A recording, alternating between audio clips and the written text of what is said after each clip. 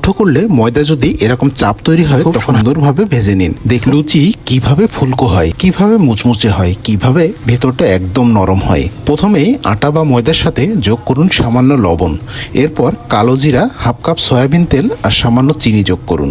এরপর সবগুলো উপকরণ একসাথে মাখিয়ে নিন 7 থেকে 10 মিনিটের জন্য। মুঠো করলে ময়দা যদি এরকম চাপ তৈরি হয় তখন হালকা উষ্ণ গরম জল দিয়ে মেখে ডো তৈরি করে নিন।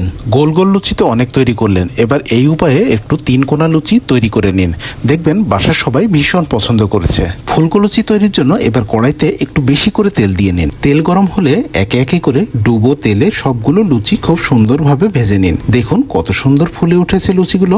এভাবে লুচিগুলো ভেজে নিয়ে তারপর কষা মাংস, ছোলার ডাল কিংবা কোনো নিরামিষ তরকারির সাথে গরম গরম পরিবেশন করুন। ভিডিওটি ভালো লাগলে টাইমলাইনে শেয়ার করে রাখতে পারেন, আর ডিটেলস ভিডিওটি পিন কমেন্টে দেয়া রইল।